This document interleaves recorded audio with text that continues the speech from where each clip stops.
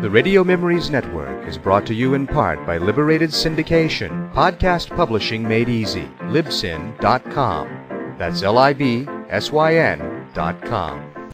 Fed up with the everyday grind? Tired out from the summer heat? You want to get away from it all? We offer you Escape. Escape, designed to free you from the four walls of today for a half hour of high adventure. You are trapped in the dark streets of an old French town with two remaining avenues of escape. The workshop of a fearsome knife maker, or the arms of a beautiful but deadly woman.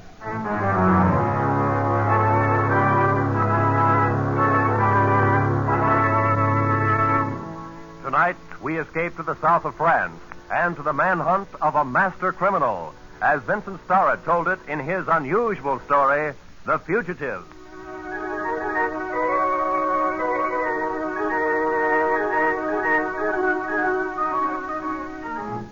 I had been 6 months in the prison of Tarentelle at the top of the hill above the little village of Saint-Just. As you know, of course, Saint-Just is in the very south of France, buried in those dark forests that lead up to the great crags of the Pyrenees.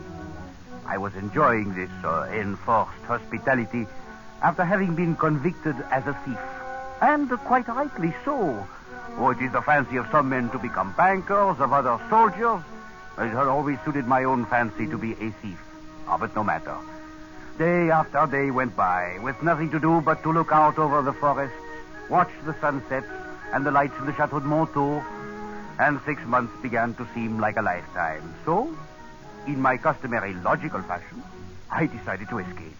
Monsieur Duplessis. You were addressing me, Monsieur Lemieux? Mon Dieu, who else? Do you think I expect to find you entertaining visitors behind this iron door? Who knows what a detective may think? I have never found enough mentality in one to be able to analyze it. You still have spirit, Duplessis. What a pity for it to be wasted in a prison cell. Well, I confess I would much rather be outside there with you than inside here with me. And I can almost wish that you were. Perhaps then I would not be so bored. Oh, my deepest sympathy, Lemieux. Have the wine cellars at the chateau gone dry? Does the seigneur no longer serve those luscious meals you have told me so much about? I have grown weary of it, my friend. I am a hunter of men by nature, not a bon vivant. Sometimes I wish you might contrive some means of escaping. I should enjoy the sport of tracking you down again. In that case, monsieur, the key. Oh, I dare say it would be rather easy the second time. I know just how your mind turns all your little fancies. Oh, hell, the key, monsieur. Then, too, I'm a master of disguises. Should you pause by a stream, the fisherman who handed you a drink would suddenly turn out to be Lemieux. You astonish me. You would perhaps register at an inn. Then the clerk would smile at you, and you would see... Permit me, Lemieux. Well. Why dream of the impossible, Duplessis? You have another 4.5 years to serve in Tarentelle, and I am dining at the Chateau de Montaut in an hour. So... Lemieux, why not imagine I am contriving some way to escape? That should give you an appetite. Duplessis, your waiter has deserted you. You speak of absurdities now. Perhaps you are right. Au revoir, monsieur. Ah, but he was cunning, this Lemieux. Sleek and pretty, like a weasel. But have you ever seen the teeth of a weasel slash the throat of a bird? I have. And I have seen Lemieux do somewhat similar things. Well, no matter. Half an hour after he had gone, when dusk was falling, I lifted 2 iron bars from the window of my cell, slid through and climbed down the wall. But it was not so simple as it sounds, you know. I had been working on it for nearly 2 months, secretly and quietly. And now I was free.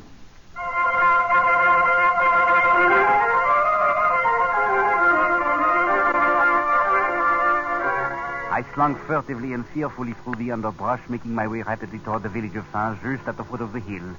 Behind me, at any moment, the great gun would boom from the walls of Tarentelle, informing the world that one of the prisoners had made an escape. Ahead of me, faint flares of lightning warned of a storm to come, while my heart beat a pace with my footsteps. I thought to myself, how terrible indeed is this business of freedom. How much simpler it is to be in prison. Well, as you may have perceived already, I am something of a philosopher. Well, no matter. It was then that I suddenly saw a light gleaming ahead of me, and I began to hear a strange sound. I could make out the shape of a small, open hut a few paces ahead of me. The light was thrown out by the glowing coals in a forge, and the sound was made by an old man beating out a piece of metal on an anvil. He was small, wrinkled, and bald except for two white tufts of hair that grew in front of his ears. As I drew near, quietly, I could see that he was making a knife, and that other knives hung on the walls of the hut. And I had no weapon. And I began to wonder if, by some means, I might steal one from him. Come in, my son. Huh? It may start raining any moment. Well, merci, monsieur. I'm a stranger hereabouts. I lost my way in the woods. No need. I understand. You are a maker of knives? Oui, monsieur. You would like to have one, perhaps. Well, old man, the fact of the matter is that being a law-abiding citizen, I really have little need of a knife. However, both they are pretty, and the forest is very dark. But I am at the moment without funds, so... There is no charge, my son. Here, look at this one. Ah, it is a beautiful knife. Try the edge. It is quite sharp. Mon Dieu, you are right. This weapon would suit a king himself, or a prince of thieves. Yeah, you are a philosopher, my son. Or a thief. But what? There are words engraved on the blade. On one side, reason, and on the other, irony. Reason and irony. You are something of a philosopher yourself, old maker of knives. I use different words and different blades, but the quality is always the same. It fits well in my hand. Then take it. It is yours. With such a blade, a man could fight his way through hell itself. I should like to see the look on the face of Monsieur... wait. You are not by any chance Lemieux. Aha! The great gun in the wall of Tarentelle. Some prisoner has escaped. No, my son. I am not Lemieux. Why do you ask? I thought for a moment, but no. No, of course not. Well, I must be off, old knife maker. I have a long way to go, and it is starting to rain. My deepest gratitude for your generosity. Oh, we shall meet again, my son. Tell me then, after you have tried the blade. Of course. Adieu, monsieur. Au revoir. De plaisir.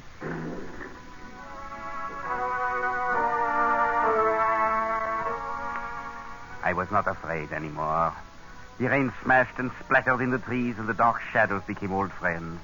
I ran through the night, laughing and sometimes singing, slashing with my knife at the leaves on the branches. Reason and irony, slash. I forgot the prison behind me, forgot everything except my goal. A tiny cottage standing at the very outskirts of Saint-Just.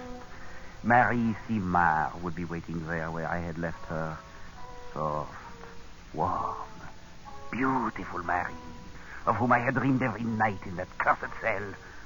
We would go into the village together, then to the inn of Paul Gaspard, and with the bag of jewels I had left with him, escape to the Spanish frontier. To freedom.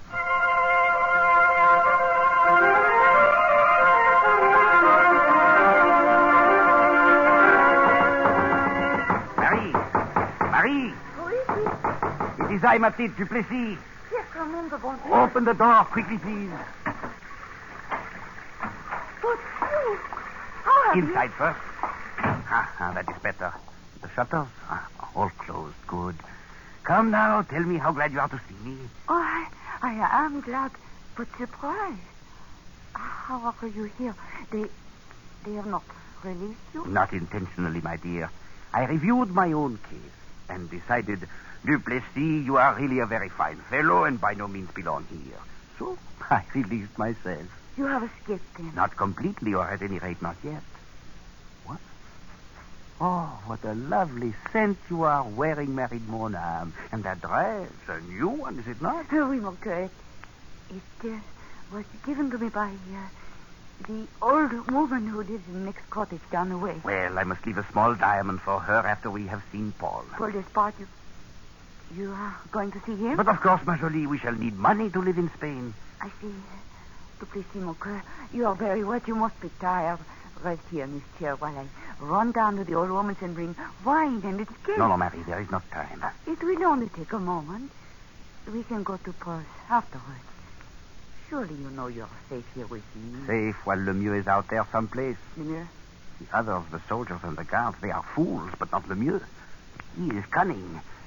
I am beginning to fancy that I see him behind every face I meet. But surely you do not think... Oh, ma chérie, of one thing I am certain, that you are not Lemieux. Oh, come, I must touch you. It has been such a long time. You're so wet. Perhaps I should go borrow a dry coat for you. No. The rain has stopped. I shall be dry by the time we reach... The little ring I gave you. The one with the heart. You are not wearing it. I put it away. I did not wish to wear it until you were with me again. Which I am from this moment on, ma petite. So... No, Duplessis. This is no time to waste.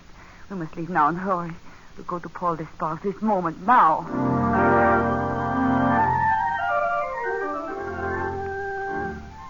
But a few paces brought us into the streets of the village of Saint-Just. We moved quickly, and I kept the collar of my coat turned high on my face. Soon we were making our way among the handful of patrons who still lingered at the tables of the inn, talking in the light of candles held in empty bottles. I kept my hand on the knife beneath my coat, but no one glanced up as we crossed to the far side of the room. There he is, at the little table in front of the office. Oui, ma jolie, so he is. And not changed a bit. Paul? Marie, what a surprise. I had no idea that you might... Duplessis. Bonne nuit, mon ami. Duplessis, what in the There name is no time, Paul. Take him in the office. But of course. I have things which must be done. I shall be back very shortly, Paul. Oui, I understand. Come, Duplessis. Hurry, Marie. I shall hurry, mon cœur, never fear. There it is, locked. Well, mon ami, this is quite a surprise. I take it you are on an unofficial leave of absence. Completely so, Paul. I have a pass which is good only so long as Lemieux does not catch up with me. Lemieux? Oh, he is a clever one, all right. Ah, indeed he is. Almost as clever as Duplessis. But no matter. You have kept the little bag of jewels safe for me? Quite safe. Très bien. They will serve me well in Spain. I hope to be across the frontier in an hour. So soon, but we have so many things to talk about. Oh, there's little chance for talk, Paul, when a man is running for his life. The jewels are here, close at hand? Nearby. Well, get them now, Paul. Well, the fact of the matter is, they are at my house on the other side of town. Oh, It will take only a moment, and I can send someone to... Wait. Voices outside the door. Well, I hear nothing at all. You are only imagining Paul, that... you signaled someone before we came in here. No, mon ami. No, you're mistaken. I saw you nod to a man out there at one of the tables. No, you must believe me. I did not... Stay away from the door. I called you, my friend. The crowd will break down that door in a moment. You had better give up. You are a fool, Duplessis. In an hour from now, you will be back in Tarentelle, where you belong. I doubt it this far. They have not yet found the back door, but either way, you will not know about it. A knife. Oh, the Duplessis. Oh, come on. Away from that door. No, you cannot. Murderous beast. I will stop you. Oh, dear. Gold pieces thrown at my head. Now, where is the sport in killing a man whose only weapon is a bag of money? Oh, I am a philosopher. Bonne nuit, monsieur le gold piece.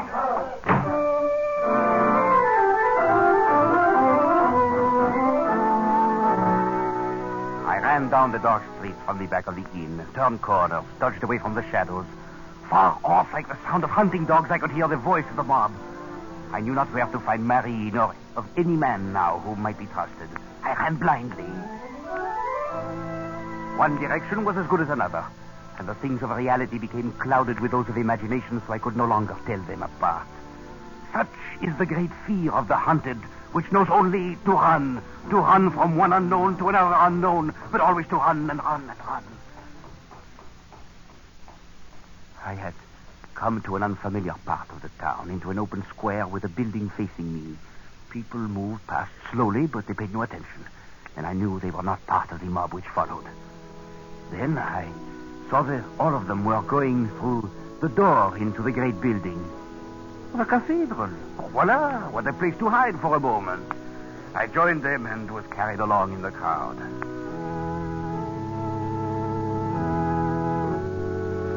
I found myself near the front with people all around me. I kept my head down and crouched there, trying to stop trembling. You are out of breath, my friend. You seem frightened. Silence. Do you wish to disturb the service? Oh, never fear. It will continue regardless. Duplessis. Huh? One moment, monsieur, and I shall cut your throat. Oh, come now. Put away the knife. I am your friend. I have always admired you. Who are you? Merle. I keep a little shop in the village.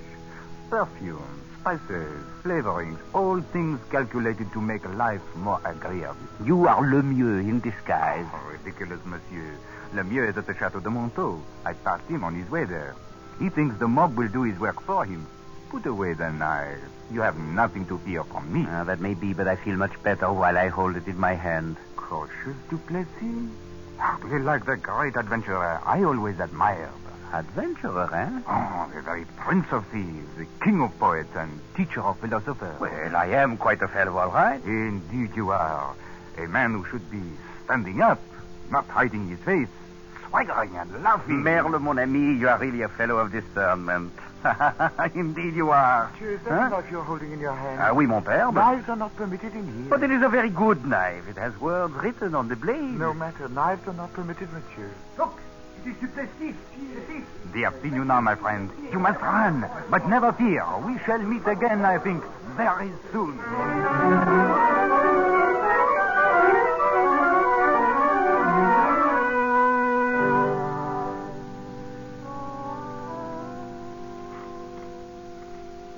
I escaped from them again and found myself finally on the outskirts of the far side of town. I knew not where to go next. I looked up and my eyes fell upon the lighted windows of the Chateau de Montaut, standing alone above the countryside at the very top of a point of rock. A sudden thought occurred to me. Brazen and audacious. What better sanctuary than the very chateau where Lemieux himself waited for word of my capture? I smiled to myself in the darkness and then began to climb swiftly up the face of the rock.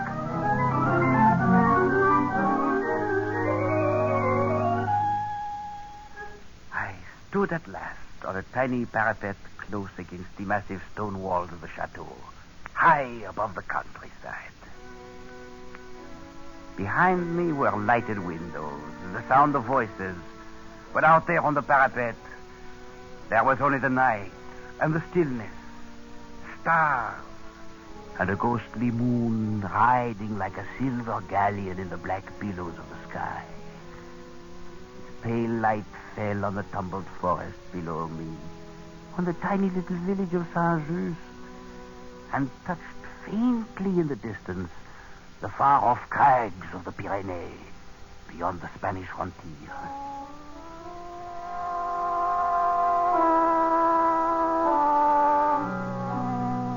I do not know how long I stood there, looking down upon the world. Perhaps I was a little mad by then, of that I'm not quite sure. Suddenly, I saw someone coming toward me on the parapet. They had not yet seen me. Bonne nuit, mademoiselle. What? Who is he? It is I, Marie Duplessis. Huh? What are you doing here? A very good question. As a matter of fact, I think I shall use it myself. What are you doing here? I came here to find Lemieux after I lost you, of course. And you found him, I trust? Oh, oui, mon cœur is inside in the banquet hall with the others. I thought that if he should find you, then I would be there to help. How thoughtful of you, ma jolie. But to help whom? But you, of course. Oh, how can you doubt me? Oh, very easily. This night, in fact, I believe I could doubt the universe itself. Oh, mon chéri. You only say such things when you are fancying yourself a philosopher. Or a fool, which is much the same thing. But here, look at you. Another new dress. The Old woman is very good to you, Marie. I am quite grateful to her. And did she also give you the ring, my dear? The ring? Oui, the ring you are wearing. The ring which I saw so many times on a hand that would grasp the bars of my cell, the hand of Lemieux. Oh, no, de Plessis, I swear to you it is nothing. I found it. Found it? Perhaps in the same place where you lost mine. No, put away the knife. It is all a mistake. It was you who brought them up to the inn, and Paul knew you had gone to do it. No, it was someone else. Please, do not kill me. Let me go. Go where? Back inside to warn Lemieux that I am here? No, I shall go down the path here, see? Oh, you cannot kill me. You loved me once, do you not remember? Please, let me go. Go then. Go quickly before I change my mind. I am going. I will not harm you. To detest a woman thoroughly, it is necessary first to have loved her. Well, I really am quite a fellow after all. A true philosopher. Indeed you are, mon ami. Huh? It is one of the things for which I have always admired you. Oh, it is you, Monsieur Merle, the seller of perfume. Oh, must you always carry that vicious knife in your hand? It is a good knife. An old man gave it to me. And there are words on the blade. See, on one side, reason. On the other, irony. Well, we shall have little need for either once we are across the frontier in Spain. Tell me, monsieur, why do you wish to help me? Because I like you. Because you are de Plessis, whom I admire as something great. As great as that moon that shines over us. As great Wait. as... What is it? Something glinted on your hand when you held it up there. Let me see it. Oh, it was nothing. It was only a trick of the moonlight. Let me see your hand. But I tell you that... You too. The little ring with a heart that I gave to her a long time ago. Oh, it is nothing, my friend. I found the As ring. she found Lemieux's. They have gone too long without knowing for certain if this is really a good knife. Oh, you cannot mean that. Oh, no. I am your friend, du Plessis. I am going to take you to...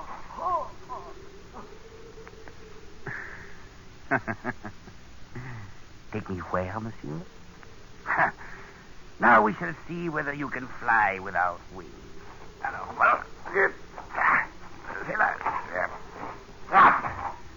There. Down and down and down. By heaven, it is like a scene from a play. This parapet is stage, the moon for a spotlight, and a body pirouetting through space. True enough, my son. But you should not have killed him. Huh?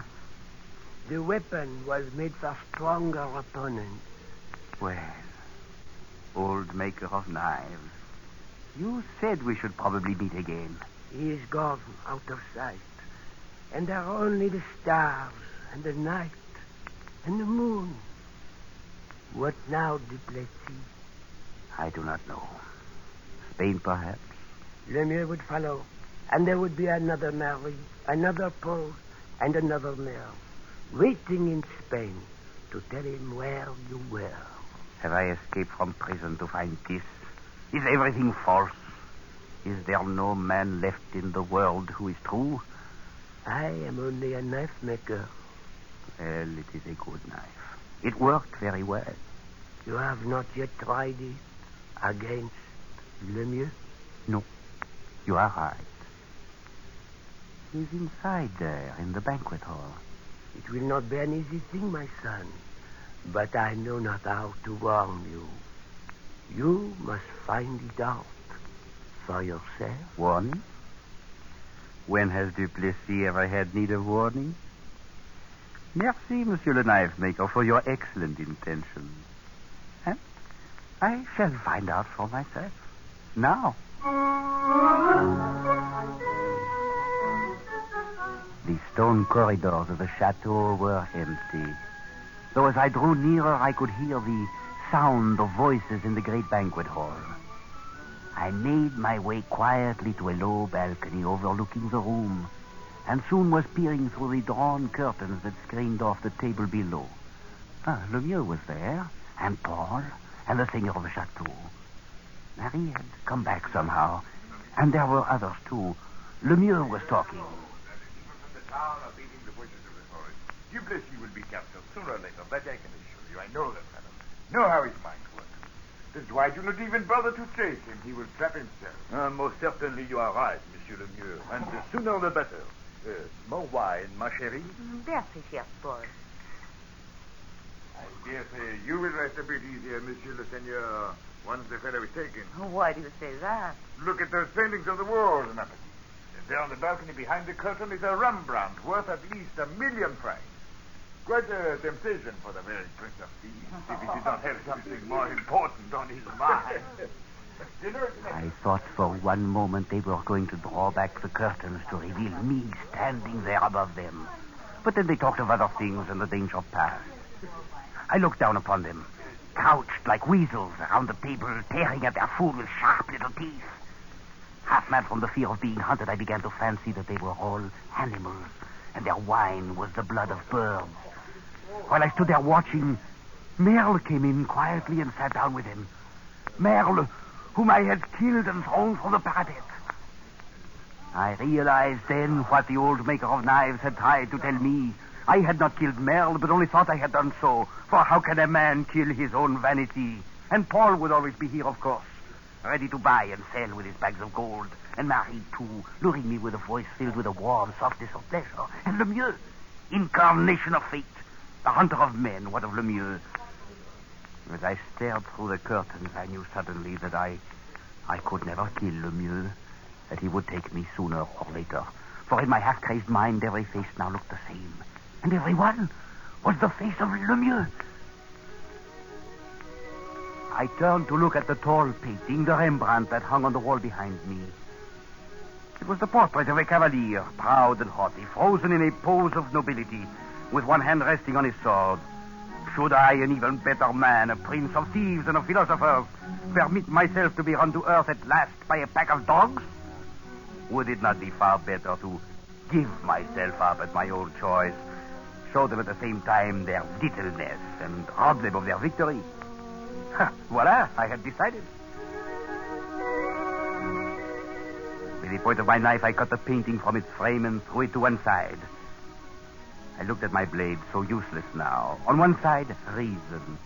On the other, irony. And then drove it into the wood at the top of the frame. It quivered there a moment, and then was still. Carefully, I lighted the 2 tall candles on either side, then stepped up and stood in the frame with my back against the wall. I smiled a moment to myself, and then reached out my hand and took hold of the cord to draw aside the curtain.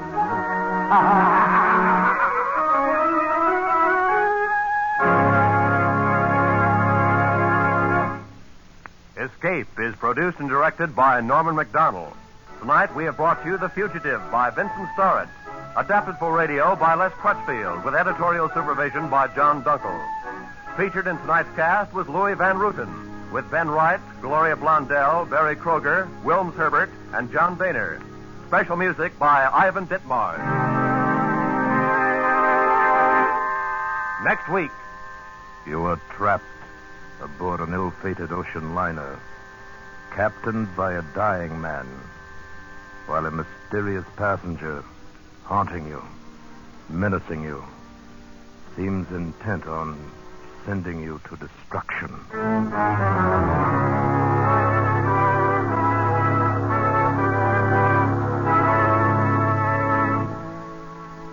Next week, we escape with James Gould Cousins' gripping story, SS San Pedro. Good night, then, until this same time next week, when once again we offer you Escape.